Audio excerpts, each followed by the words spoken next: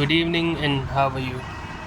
हमने अभी तक किए थे इलस्ट्रेशन नंबर 65 तक और हमने किया था इंटरेस्ट कवरेज रेशियो। अब हम करेंगे debt to capital employed ratio. ठीक है, सॉल्वेंसी रेशियोज़ का ही एक पार्ट है debt to capital employed ratio. देखिए, debt to capital employed ratio क्या होता है? It establishes the relationship between long term debt and capital employed और नेट एसेट्स। क्या होता है? लॉन्ग टर्म डेट यानी कि डेट लेना पड़ेगा और कैपिटल एम्प्लॉयड भी लेना पड़ेगा, या फिर कैपिटल एम्प्लॉयड की जगह नेट एसेट्स हों तो वो ले सकते हैं। ठीक है, अगर कैपिटल एम्प्लॉयड नहीं दे रखी है तो नेट एसेट्स ले लो। तो आपका ये फॉर्मूला हो जाएगा डेट अपॉन कैपिटल एम्प्लॉयड और नेट एसेट्स। ठीक है, तो ये क्या होता है? It establishes the relationship between long term debt and capital employed और नेट एसेट्स। अब आपने क्लास 11th में पढ़ा तो होगा कैपिटल एम्प्लॉयड होता क्या है, लेकिन अभी हम फिर से इसको पढ़ लेते हैं। तो what is capital employed? Capital employed होता क्या है? It represents the long term funds invested in a business to generate profit. क्या होता है? It represents the long term funds invested in a business to generate profit. Long term funds को invest जब हम करते हैं प्रॉफिट पाने के लिए, बिजनेस में इन्वेस्ट करते हैं, तो उसे कैपिटल एम्प्लॉयड कहा जाता है। It focuses on the sources of money that are being used for the long haul. क्या होता है? It focuses on sources of money that are being used for the long haul. यानी कि कोई amount of money को आप pack करके रख दो, आप उसे बिल्कुल ही फिक्स रख दो, उसे छेड़ो मत। ठीक है, इसका मतलब है कि एक बार आपने इन्वेस्ट कर दिया फिर भूल जाओ, फिर 2 साल 3 साल 5 साल तक उस अमाउंट को भूल जाओ। ठीक है, क्योंकि वही अमाउंट आपके बिजनेस में पहले से ही इन्वेस्टेड था। ओके, तो उस अमाउंट को आपको लॉन्ग टर्म में यूज़ करना है। लॉन्ग टर्म में यूज़ करके फिर आप उस चीज़ को बाकी आगे यूज़ नहीं करेंगे, उसे लॉन्ग टर्म के लिए होल्ड करके रख देंगे। इसे ही कहते हैं लॉन्ग टर्म हॉल। ठीक है, it is typically calculated in 2 ways. ये 2 तरीके से कैलकुलेट की जाती है कैपिटल एम्प्लॉयड। पहला है लायबिलिटीज़ और फंडिंग साइड अप्रोच, यानी कि लायबिलिटीज साइड अप्रोच से भी इसे निकाला जा सकता है। तो उसके लिए फॉर्मूला हम देख लेते हैं। अगर लायबिलिटीज साइड से हमें निकालना है तो लायबिलिटीज साइड से निकालने के लिए कैपिटल एम्प्लॉयड का फॉर्मूला हो जाएगा डेट प्लस इक्विटी। क्या हो जाएगा? Debt plus equity. ये हमने पहले भी पढ़ा था डेट इक्विटी रेशियो में कि डेट कैसे निकलता है, कैपिटल एम्प्लॉयड माइनस इक्विटी। और अभी हमने कुछ इलस्ट्रेशन में इक्विटी निकाला था, तो उसमें से हमने कैपिटल एम्प्लॉयड को में से डेट माइनस कर दिया था। तो इसका मतलब डेट और इक्विटी जब ऐड हो जाएंगे तो आपका कैपिटल एम्प्लॉयड आ जाएगा। ठीक है, लॉन्ग टर्म डेट और इक्विटी जब ऐड हो जाएगा तो आपका कैपिटल एम्प्लॉयड आ जाएगा। अब डेट कैसे निकालते था? हम कैसे निकालते थे डेट को? डेट इक्विटी रेशियो या फिर total assets to debt ratio में लॉन्ग टर्म बोरोविंग्स और लॉन्ग टर्म प्रोविजंस जो भी दे रखे होते थे उनको हम ऐड कर देते थे, तो आपका डेट आ जाता था। ठीक है, डेट कैसे आता था? लॉन्ग टर्म बोरोविंग्स और लॉन्ग टर्म प्रोविजंस को ऐड करके। ठीक है, और इक्विटी क्या होता है? शेयर होल्डर्स फंड होता है, उसमें क्या आता है? शेयर कैपिटल और रिजर्व्स एंड सरप्लस। ठीक है, इक्विटी क्या होता है? शेयर होल्डर्स फंड होता है, उसमें क्या आता है? शेयर कैपिटल और reserves and surplus. Okay, now the next approach is asset side approach. तो जब आपको असेट्स दे रखे हों और आपको कैपिटल एम्प्लॉयड कैलकुलेट करनी हो तो कैसे कैलकुलेट करेंगे? तो कैपिटल एम्प्लॉयड आएगी total assets minus current liabilities. Total assets minus current liabilities. अब इसमें एक चीज़ ध्यान रखने की है, note: goodwill, non trade investments and fictitious assets are not included in total assets while calculating capital employed. हम हमेशा गुडविल, नॉन ट्रेड इन्वेस्टमेंट और फिक्टिशियस असेट्स को इंक्लूड नहीं करेंगे टोटल असेट्स की कैलकुलेशन के लिए जब भी आपको कैपिटल एम्प्लॉयड एसेट्स की एसेट साइड अप्रोच से निकालना हो और गुडविल दे रखा हो तो आपको उसे माइनस कर देना है। ठीक है, नॉन ट्रेड इन्वेस्टमेंट दे रखा हो उसे भी माइनस कर देना है, फिक्टिशियस एसेट्स दे रखे हैं उसे भी माइनस कर देना है। Because they don't represent funds tied in the companies core revenue generating operations. Revenue generating operations होता ही नहीं है इनके। देखिए, goodwill is just like what amount of goodwill a company है, यानी कि उसका कितना नाम है मार्केट में। ठीक है, that's the measurement of goodwill and nothing else. Non trade investment, जो ट्रेड के लिए नहीं किए गए, जो बिजनेस के लिए नहीं किए गए, तो उनको तो वैसे ही हटाना है। और फिक्टिशियस एसेट्स जैसे कि discount on issue of debentures या फिर डिस्काउंट अलाउड, ये भी हम एसेट साइड में ही लिखते थे, ठीक है, 11th क्लास में।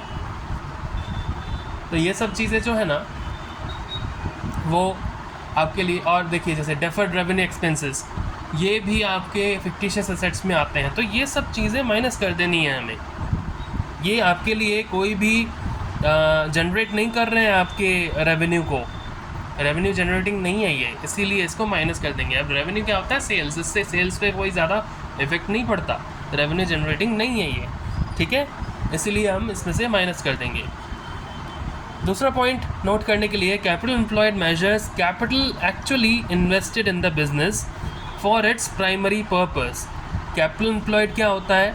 Capital actually invested in the business for its primary purpose. And what's its primary purpose?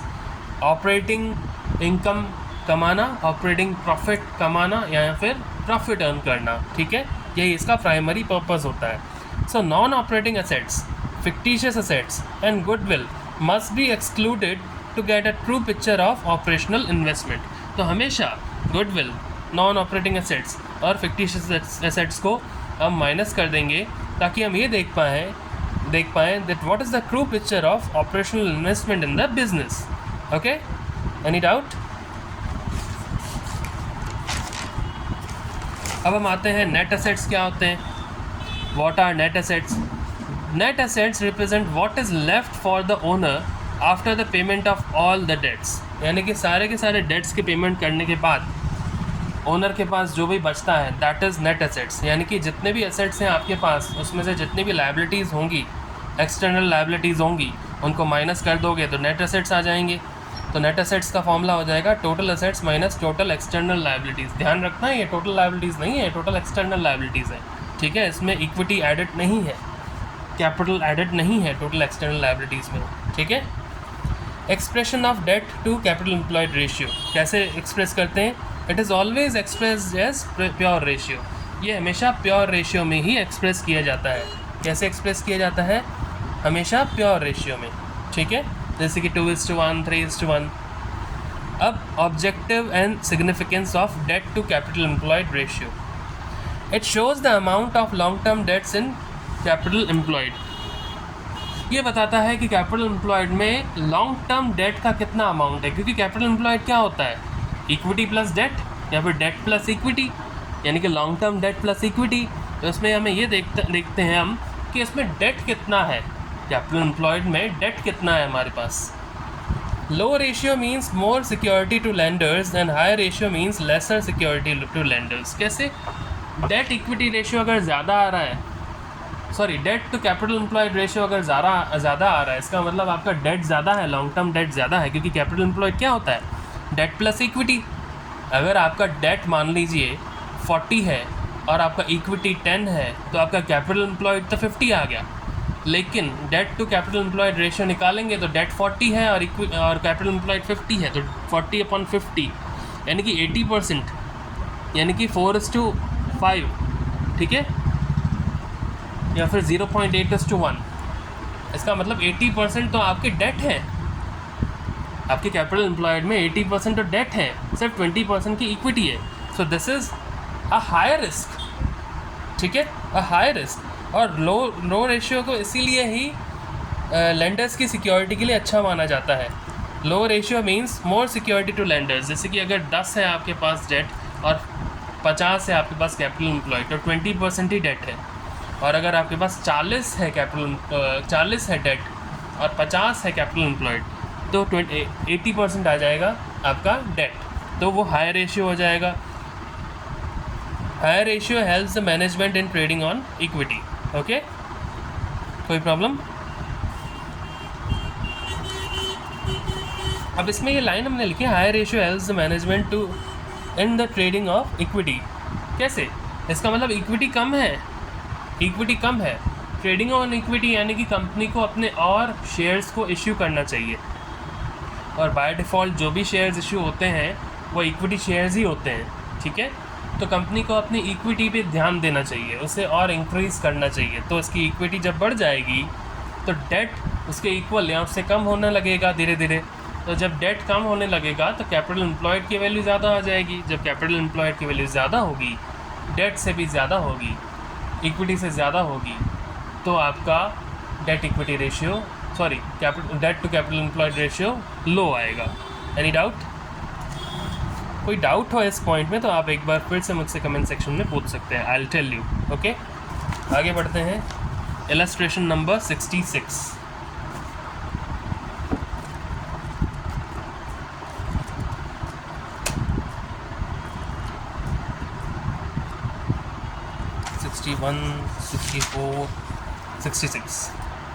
Calculate debt to capital employed ratio from the following information. आपको कुछ इन्फॉर्मेशन दे रखी है, उससे आपको debt to capital employed ratio निकालना है। आपको दे रखा है share holders fund, long term borrowings, उसमें 8% डिबेंचर्स दे रखे हैं, करंट लायबिलिटीज़ दे रखी हैं, नॉन करंट एसेट्स दे रखे हैं और करंट एसेट्स दे रखे हैं। ठीक है, हम निकालते हैं अभी। Debt to capital employed ratio का फॉर्मूला क्या होता है? Long term debt upon capital employed. अब लॉन्ग टर्म डेट यहाँ पे निकालेंगे। लॉन्ग टर्म डेट की जगह आपको दे रखा है लॉन्ग टर्म बोरोविंग्स 8% डिबेंचर्स, तो हम लिख दिए लॉन्ग टर्म बोरोविंग्स 8% डिबेंचर्स जो हैं 6 लाख रुपीज़ के। अब कैपिटल एम्प्लॉयड क्या होता है? Equity plus long term borrowings. Equity plus long term borrowings ही होता है, यानी कि share holders fund plus long term borrowings. तो शेयर होल्डर्स फंड आपको दे रखा है 12 लाख और लॉन्ग टर्म बोरोविंग्स आपको दे रखी है 6 लाख, तो कैपिटल एम्प्लॉयड आ जाएगा आपका 18 लाख। अब आपको बुक में ना एसेट साइड अप्रोच से भी निकाल के दिखाया गया है। एसेट साइड अप्रोच क्या होती है? Non current assets minus non current liabilities plus working capital, यही होता है। ठीक है, तो नॉन करंट एसेट्स है और non current liabilities. Non current assets आपको दे रखे हैं 14 लाख रुपीज़ और करंट एसेट्स वर्किंग कैपिटल कितना आएगा? Current assets minus current liabilities. Current assets है 6 लाख, करंट लायबिलिटीज़ है 2 लाख, तो 14 लाख प्लस 4 लाख 18 लाख। दोनों तरीक़ों से 18 लाख ही आएगा। आप कोई सा भी तरीका इस्तेमाल कर सकते हैं। तो कैपिटल एम्प्लॉयड आ गया आपका 18 लाख। तो debt to capital employed ratio निकालेंगे 6 लाख अपॉन 18 लाख, तो ये आ जाएगा 0.33:1। Any doubt? इलस्ट्रेशन नंबर 67 करते हैं। इसमें आपको दे रखा है इलस्ट्रेशन नंबर 67 में total debt 24 lakh, current assets 10 lakh, non current assets 18 lakh, working capital 2 lakh. Debt to capital employed ratio निकालना है। निकाल देंगे। Debt to capital employed ratio formula लगाएंगे long term debt upon capital employed और नेट एसेट्स। ठीक है, लॉन्ग टर्म डेट निकालेंगे। Long term debt कैसे आएगा? टोटल डेट दे रखा है, करंट लायबिलिटीज़ दे रखा है, तो टोटल डेट में से करंट लायबिलिटीज़ माइनस कर देंगे तो लॉन्ग टर्म डेट आ जाएगा। ठीक है, लेकिन आपको करंट लायबिलिटीज़ नहीं दे रखा, आपको दे रखा है वर्किंग कैपिटल और current assets. Long term debt upon capital employed और नेट एसेट्स, ये फॉर्मूला होता है debt to capital employed ratio का। लॉन्ग टर्म डेट आपको निकालने हैं। टोटल डेट दे रखे हैं, टोटल डेट में से करंट लायबिलिटीज़ माइनस कर दो तो लॉन्ग टर्म डेट आ जाएंगे। लेकिन आपको करंट लायबिलिटीज़ नहीं दे रखी, आपको दे रखा है वर्किंग कैपिटल और करंट एसेट्स, तो आप वो फॉर्मूला पुट कर दो। Working capital equals to current assets minus current liabilities. Working capital है 2 लाख रुपीज़, करंट एसेट्स हैं 10 lakh rupees minus current liabilities. Current liabilities इधर माइनस की उधर जाएंगी, प्लस की हो जाएंगी, और 2 लाख इधर प्लस के इधर आएंगे, माइनस के हो जाएंगे, तो 10 माइनस 2 8। करंट लायबिलिटीज़ आ गई 8 लाख रुपीज़। Any doubt? अब लॉन्ग टर्म डेट निकालने हैं। आपको टोटल डेट दे रखे हैं, करंट लायबिलिटीज़ आपने कैलकुलेट कर दी। 24 लाख रुपीज़ के टोटल डेट हैं, 8 लाख रुपीज़ की करंट लायबिलिटीज़ हैं जो आपने अभी कैलकुलेट कर दी। तो लॉन्ग टर्म डेट आ गया आपका 16 लाख रुपीज़। ओके, अब हमें निकालना है कैपिटल एम्प्लॉयड। कैपिटल एम्प्लॉयड के लिए हमें शेयर होल्डर्स फंड मतलब इक्विटी प्लस डेट चाहिए। आपको डेट तो यहाँ पे आपने कैलकुलेट कर दिया लॉन्ग टर्म डेट, लेकिन आपको इक्विटी नहीं दे रखा, कहीं भी नहीं दे रखा। आपको करंट एसेट्स दे रखे हैं और नॉन करंट एसेट्स दे रखे हैं, आपको इक्विटी कहीं नहीं दे रखा। तो आप टोटल एसेट्स में से करंट लायबिलिटीज़ माइनस कर दो, क्योंकि वैसे क्या होता है total liabilities minus current liabilities. तो यहाँ पे हम क्या कर देंगे, total assets minus current liabilities. ठीक है, तो आपका हो जाएगा कैपिटल एम्प्लॉयड। तो कैपिटल एम्प्लॉयड आ जाएगा total assets minus current liabilities. अब आपको टोटल एसेट्स भी नहीं दे रखे हैं, आपको करंट एसेट्स और नॉन करंट एसेट्स दे रखे हैं। तो जब हम करंट एसेट्स को नॉन करंट एसेट्स में ऐड कर देंगे तो आपके टोटल एसेट्स आ जाएंगे।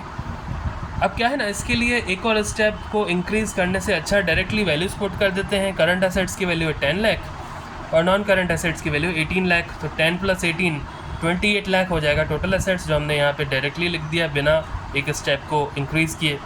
माइनस करंट लायबिलिटीज़ आपने कैलकुलेट की 8 लाख रुपीज़, वो यहाँ लिख दो। तो 18 लाख माइनस 8 लाख हो जाएगा 10 lakh, 10 lakh + 10 lakh 20 lakh. Current capital employed आ गया आपका 20 lakh rupees. Debt to capital employed ratio निकालना था, वैल्यूज पुट कर देंगे। 16 लाख है आपकी लॉन्ग टर्म डेट और 20 लाख है आपकी कैपिटल एम्प्लॉयड। तो debt to capital employed ratio आ जाएगा 16 लाख अपॉन 20 लाख, मतलब 0.8:1। Any doubt? एक बार फिर से देख लेते हैं। Debt to capital employed ratio निकालना है, फॉर्मूला होता है long term debt upon capital employed और net assets. Long term debt निकालना है, टोटल डेट दे रखा है तो टोटल डेट में से करंट लायबिलिटीज़ माइनस कर दो तो लॉन्ग टर्म डेट आ जाएगा। लेकिन आपके पास करंट लायबिलिटीज़ है नहीं, आपको करंट एसेट्स और वर्किंग कैपिटल दे रखा है, तो नेक्स्ट आपने लिख दिया वर्किंग कैपिटल का formula. Working capital equals to current assets minus current liabilities. Working capital की वैल्यू पुट की, करंट एसेट्स की वैल्यू पुट की, तो करंट लायबिलिटीज़ की वैल्यू आ जाएगी 8 लाख रुपीज़। वर्किंग कैपिटल की वैल्यू पुट कर दी, करंट एसेट्स की वैल्यू पुट कर दी, तो करंट लायबिलिटीज़ आ जाएंगी 8 lakh rupees. Long term debt निकालना है, जो होता है total date minus current liabilities. Total date है मेरे पास 24 लाख और करंट लायबिलिटीज़ है 8 लाख, तो लॉन्ग टर्म डेट आ जाएगा 16 lakh rupees.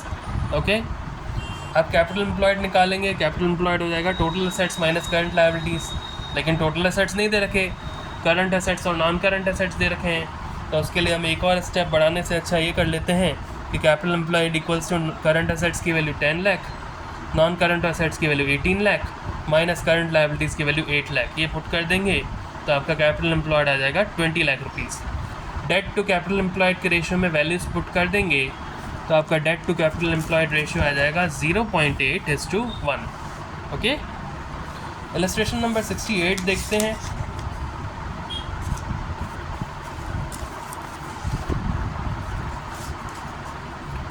Long term borrowings दे रखी हैं 8 lakh rupees, long term provisions दे रखे हैं 2 लाख रुपीज़, ठीक है।